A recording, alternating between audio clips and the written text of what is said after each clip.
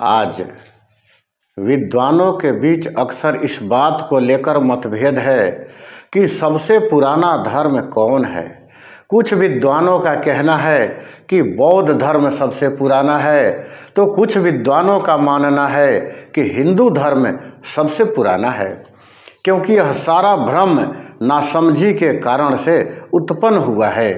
ना तो बौद्ध धर्म कोई धर्म है और ना ही हिंदू धर्म ही कोई धर्म है, और ना ही मुस्लिम, ईसाई, सिख, जैन, पारसी, यहूदी आदि ही कोई धर्म है।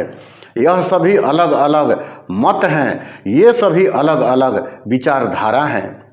जो प्रकृति का शाश्वत नियम है, जो प्रकृति का नैसर्गिक नियम है, जो प्रकृति का सनातन सत्य नियम है, वही धर्म है।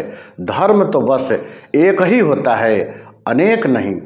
जिस वस्तु या पदार्थ का जैसा गुण धर्म स्वभाव होता है, वही उसका धर्म होता है। जैसे अग्नि का गुण जलना, जलाना, ताप देना, प्रकाश देना है, तो वही अग्नि का धर्म है। जल का गुण रस या प्यास बुझाना या शीतलता देना है, तो वही जल का धर्म है। यह किसी के साथ पक्षपात नहीं करते, क्योंकि ये उनका धर्म होता है, और धर्म सबके लिए एक समान होता है। भगवान बुद्ध ने प्रकृति के इन्हीं नैसर्गिक और शाश्वत नियमों को सनातन कहा है, धर्म कहा है। पृथ्वी, जल, अग्नि, वायु, सूर्य, चंद्रमा, नक्षत्र, ये सभी सनातन हैं, क्योंकि ये सदा से हैं और सदा ही रहेंगे। बुद्धम शरणम गच्छामि, धम्मम शरणम गच्छामि, अर्थात बुद्धि की शरण में जाओ, बुद्धि को अपनाओ, धर्म को अपनाओ, धम्म को अपनाओ। धम्म को ही बाद में धर्म कहा जाने लगा। हाँ, यह बात सच है कि बुद्ध ने ही सबसे पहले सनातन शब्द का प्रयोग किया था, इसलिए बुद्ध को ही सनातन धर्म का प्रवर्तक या जनक माना जाता है। उन्होंने कहा, ऐसा धम्मो सन्नो, अर्थात धर्म सनातन है। सनातन धर्म की पहली उपस्थिति या पहली बार प्रयोग बौद्ध महावग्ग सूत निपात के 3 भाग में है, जहाँ पर इसका उल्लेख सुभाषिता सूतम नामक खंड में किया गया है। सक्का वे यमाता वाचा ये स धम्मो सनातनो सवेका अथ ए च धम्मे च अहु संतो पतिहिता। बुद्ध ने कोई भी नया धर्म नहीं बनाया और ना चलाया, बल्कि उन्होंने प्रकृति के सत्य सनातन सिद्धांत को ही अपनाने के लिए सभी से कहा।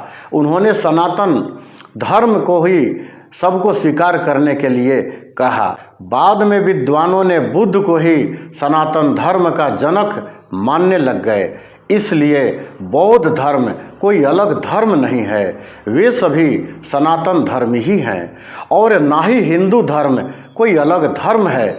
किसी भी प्राचीन ग्रंथ में वेद, वेदांग, उपनिषद, दर्शन, त्रिपिटक, गीता, महाभारत, मनुस्मृति, रामायण आदि में कहीं पर भी एक बार भी हिंदू शब्द का प्रयोग नहीं है।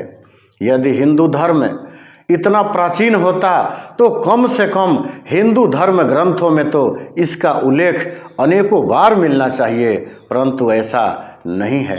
हिंदू धर्म के अनुयायी हैं, वे सभी सनातन धर्मी हैं। इसलिए दुनिया के जितने भी बौद्ध धर्म के भी अनुयायी हैं, वे सब भी सनातन धर्मी ही हैं, और जितने भी दुनिया के हिंदू हैं, वे सब भी सनातनी हैं, वे सभी सनातन धर्मी ही हैं। यह दोनों एक ही सिक्के के 2 पहलू हैं, अर्थात सनातनी ही हिंदू हैं और हिंदू ही सनातनी हैं। दोनों का खान पान, वेशभूषा, रहन सहन, रीति रिवाज, पूजा पद्धति एक समान है।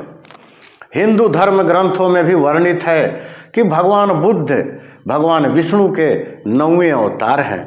इसलिए चाहे राम कहो, चाहे कृष्ण कहो, चाहे बुद्ध कहो, सब अलग अलग समय पर वही भगवान विष्णु के अलग अलग अवतार हैं। चाहे किसी को भी अपना आराध्य मान लो, कोई फर्क नहीं पड़ता, सब एक ही बात है। समानता और एकता देखिए कि जो बौद्ध भिक्षुओं के पहनावे थे वही पहनावे को हिंदू साधु सन्यासियों ने भी अपना लिया। बुद्ध जिस आसन में बैठकर उपासना करते थे, हिंदू साधु सन्यासी भी उसी प्रकार से उपासना करते हैं। बुद्ध भी भिक्षा मांगकर खाते हैं और हिंदू सन्यासी भी भिक्षा मांगकर ही खाते हैं। बुद्ध ने पाली भाषा में, क्योंकि उस समय तक वही भाषा थी जिस अष्टांगिक मार्ग का ज्ञान दिया, बाद में जब ऋषि पतंजलि ईरान से भारत आए और संस्कृत भाषा का आविष्कार हो गया तो उन्होंने भी इसी अष्टांगिक मार्ग को संस्कृत में अष्टांग योग के नाम से अनुवाद किया। पाली भाषा और संस्कृत भाषा में बहुत ही समानता है। बुद्धम शरणम गच्छामि, धम्मम शरणम गच्छामि, संघम शरणम गच्छामि। सुनने में ऐसा लगेगा जैसे ये संस्कृत के शब्द हों, जबकि ये संस्कृत नहीं, पाली के शब्द हैं। पाली से ही संस्कृत भाषा का जन्म हुआ है। यह सत्य और प्रमाणित है कि भगवान बुद्ध भारत में ही जन्मे, बोध गया में ज्ञान प्राप्त हुआ, सारनाथ में प्रथम उपदेश दिए, कुशीनगर में उनका महापरिनिर्वाण हुआ। वे जिस कुल वंश या जाति में जन्मे थे, आज उनके कुल वंश या जाति के लोग दुनिया भर में शाक्य, मौर्य, कुर्मी, कोयरी, काछी, कुशवाहा, सैनी, डांगी, मुराई आदि जाति के रूप में जाने जाते हैं। आज भी उनके कुल देवता के रूप में बुद्ध ही पूजे जाते हैं। इसलिए सनातन धर्म और हिंदू धर्म अलग अलग नहीं है। हाँ, थोड़ी बहुत बातों का मतभेद अवश्य दिखाई देता है। ऐसा इसलिए हो गया क्योंकि बाद में बहुत सारे गुरु घंटालों ने अपने निजी स्वार्थ के कारण धर्म को विकृत करने का कार्य किया। अंधविश्वास, ढोंग, पाखंड बहुत सारा बनाकर उसका नाम धर्म रख दिया। महान वैज्ञानिक अल्बर्ट आइंस्टाइन ने बुद्ध को महान वैज्ञानिक की संज्ञा दी है और बौद्ध धर्म को वैज्ञानिक धर्म कहा है। उन्होंने कहा है कि यदि बुद्ध नहीं होते तो मैं सापेक्षता का नियम कभी नहीं ढूंढ पाता। सनातन धर्म का सबसे प्राचीन होने का एक प्रमाण यह भी है कि पुरातत्व विभाग के द्वारा अब तक जितने बार भी सिर्फ भारत ही नहीं, सिर्फ एशिया ही नहीं, पूरे विश्व में जहाँ भी खुदाई होती है और जो पुराने अवशेष, स्तंभ, शिलालेख या मूर्तियाँ या अन्य कोई प्रमाण मिलते हैं, वह सब बुद्ध अर्थात सनातन धर्म से संबंधित ही मिलते हैं, जो कार्बन डेटा पद्धति से जांच में पता चलता है। हिंदू एक भौगोलिक नाम है, एक क्षेत्रीय नाम है, मगर धर्म सनातन है जिसकी स्थापना बुद्ध ने किया था।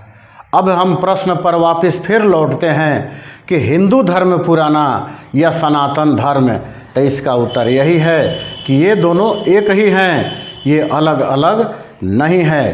सभी हिंदू धर्म के लोग सनातन धर्मी हैं जिसे भगवान बुद्ध ने स्थापित किया था। बुद्ध से पहले 27 बुद्ध और भी यहाँ पर हुए हैं, लेकिन उस समय जाति धर्म नहीं थे।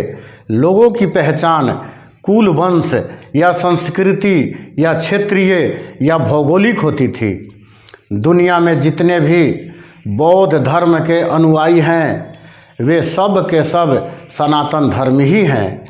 167 देशों के बुद्धिस्ट अनुयायियों की पुण्य भूमि भारत है, लेकिन सभी बौद्ध अनुयायियों का या सनातनियों का नाम हिंदू कब पड़ा, क्यों पड़ा, कैसे पड़ा और किसने इसका नाम दिया, दूसरे दिन के सत्संग में हम इस पर चर्चा करेंगे।